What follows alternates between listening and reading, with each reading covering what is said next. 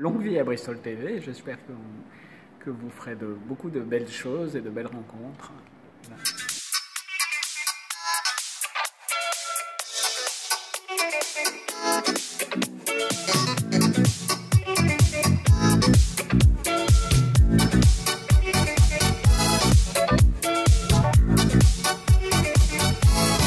Alors, Gilles Marchand, bonjour. Bonjour. Merci de nous accorder cet entretien.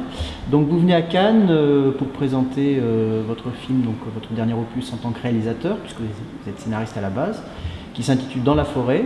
Comment ça s'est fait déjà? Est-ce que c'est une initiative personnelle?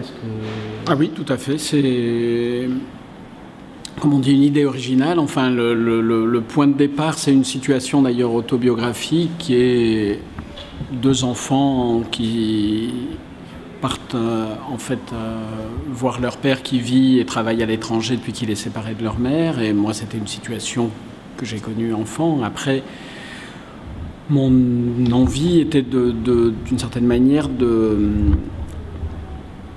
d'être sur des sensations de l'enfance, enfin d'essayer de retrouver... Le film est raconté dans le point de vue d'un enfant de 8 ans, et c'était de se placer plus dans le point de vue de cet enfant, d'essayer de retrouver ces sensations, plus que de raconter des choses autobiographiques. Donc à partir de cette situation que je connaissais, j'ai plutôt laissé aller mon imaginaire, et puis avec Dominique Moll, avec qui je travaille depuis longtemps, qui est lui-même réalisateur et pour qui j'écris et lui écrit sur mes projets, on s'est amusé à imaginer comme ça un rapport entre ces deux enfants et leur père qui ne connaissent pas si bien que ça, et ce père un peu bizarre qui une fois qu'il est avec eux, essaye de peut-être rattraper aussi le temps perdu et les entraîne dans la forêt pour leur... Effectivement, donc vous évoquiez la collaboration avec Dominique Moll, et c'est vrai que c'est un cinéma où on montre souvent une espèce de réalité qui se détraque un peu. Donc est-ce que c'est quelque chose qui vous est à cœur, enfin, que vous avez en commun tous les deux, c'est une influence de l'un sur l'autre, Enfin, je pense que c'est quelque chose qui nous est naturel à lui et à moi. On aime l'étrange et des récits qui effectivement glissent on va dire, d'une situation assez réaliste vers des choses qui soit le sont moins ou qui effectivement se détraquent. Enfin, l'idée étant comment dire, de rentrer dans la tête des personnages et de sentir les choses effectivement changer de nature presque. Enfin, c'est une façon, je pense, de faire vivre aussi au spectateur une forme d'aventure un peu différente d'une aventure simplement réaliste. D'accord. Et du coup, le thème de la paternité et de la filiation est très présent dans ce film, j'imagine. Vous avez confié le rôle à Jérémy Elkaïm. Est-ce que c'était un premier choix? Alors, comment dire, moi quand j'écris, je ne pense pas à un comédien précis. J'essaye d'imaginer le personnage pour qu'il soit le mieux possible. Et puis après, je cherche les comédiens. Au départ, j'imaginais un père plus vieux. Et puis en fait, très vite, je me suis dit que ce serait une meilleure idée que d'une certaine manière, ce soit un père relativement jeune. Il s'est trouvé que Jérémy, que je connais depuis longtemps, a des enfants de l'âge des deux enfants dans le film. Et ça m'intéressait de lui confier un rôle qui ne soit pas quelque chose qu'il ait l'habitude de faire. Donc c'est presque un contre-emploi de ce qu'on lui connaît. D'habitude, il joue comme ça des jeunes gens urbains, sympathiques, très, séducteurs, plutôt drôles. Et là, le fait de lui demander d'explorer presque une face plutôt sombre, plutôt inquiétante, c'est quelque chose qui m'amusait et qui l'a lui aussi amusé. Dans le film, qu'on peut qualifier de film de genre, quand même, malgré tout, on peut noter quelques références. Enfin, rien que dans la bande-annonce, on a vu un peu le look du petit qui évoque celui de Shining. Je ne sais pas si c'est volontaire. Est-ce qu'il y a d'autres références Moi, je suis quelqu'un qui voit beaucoup de films, donc on est forcément traversé par les films qu'on a vus, et que ça soit de manière consciente ou inconsciente, voilà, les événements de la vie et des films qu'on a vus nous influencent. Moi, évidemment, que Shining, j'ai pu y penser par rapport à la question d'un d'un enfant face à un père qui est plus ou moins détraqué. Il y avait en commun effectivement la question de l'isolement, donc ça. Après, moi, c'est vrai que je n'ai pas raisonné en essayant de faire des citations ou des clins d'œil, c'est plus qu'en racontant des histoires qui nous semblent importantes, on se retrouve à croiser d'autres histoires qu'on a. Il n'y a pas eu d'emprunt volontaire ou des choses comme ça? Comment dire, je me suis ni interdit ni obligé à ça. Il y a un truc qui fait que ça... voilà, on peut reconnaître des choses, il y a des choses de cinéma dans le film, mais on peut penser à des gens m'ont parlé de La Nuit du Chasseur, qui est évidemment un film que j'aime beaucoup,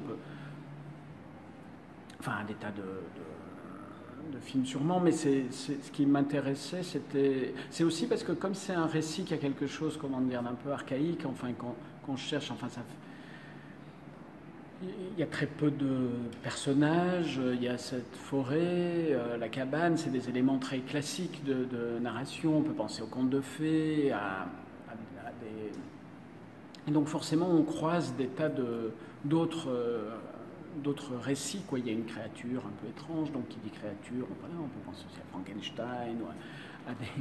Enfin, il y a des tas de... Voilà, le golem, forcément, on croise tout ça. Et moi, ça m'intéressait de me laisser, comment dire, inspiré par ça aussi, enfin, de jouer avec ces éléments-là, sans forcément me dire qu'est-ce que je pourrais trouver comme film pour faire une comparaison ou un emprunt ou une citation. D'accord. Et du coup, par rapport au cinéma de genre, et notamment en France, qu'est-ce que vous en pensez aujourd'hui? Quel est votre regard sur les productions actuelles? Est-ce que vous pensez que c'est un genre qui est en essor, dynamique, ou au contraire, ça devient compliqué à...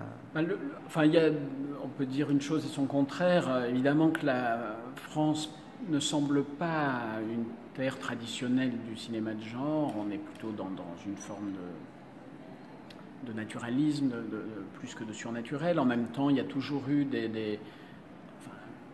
depuis Méliès, Franju, Cocteau, il y a des tas de réalisateurs ou des réalisateurs évidemment plus récents qui s'intéressent à ça. Après, on a souvent l'impression que c'est un genre qui appartient aux États-Unis, au cinéma américain, et donc il peut y avoir une forme de suspicion quand un réalisateur ou une réalisatrice français essaye de chercher de ce côté-là.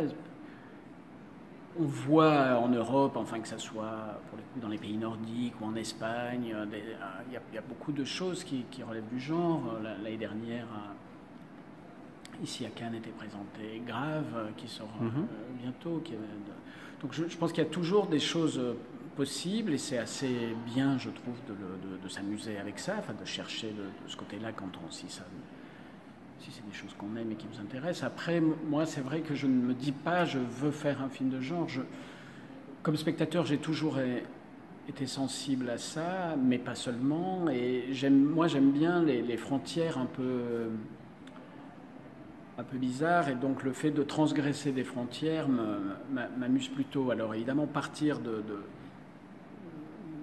situation réaliste et de la faire un peu glisser, c'est quelque chose qui m'est naturel, qui me plaît. Je sais que je ne suis pas non plus un puriste du film de genre qui chercherait pour le coup, à respecter des règles absolues du film de genre, même si ça peut être très plaisant et amusant. Moi, je préfère même pervertir un peu les codes, faire un peu... Mais aussi pour être, plus près des émotions, quoi. Moi, il y a un côté presque premier degré qui m'intéresse dans le genre. Et le genre, c'est aussi... On oublie de se dire que les films... c'est plus les films réalistes, d'une certaine manière, qui s'interdisent de jouer avec le surnaturel, que les films qui jouent de genre qui s'interdisent le réalisme, parce qu'il y a toujours une part un peu réaliste. Donc c'est au fond d'avoir eu comme ça une espèce de corde en plus qu'on s'autorise à manipuler, et moi ça me plaît, quoi. je ne le choisis pas tout à fait, c'est presque malgré moi que ça m'attire.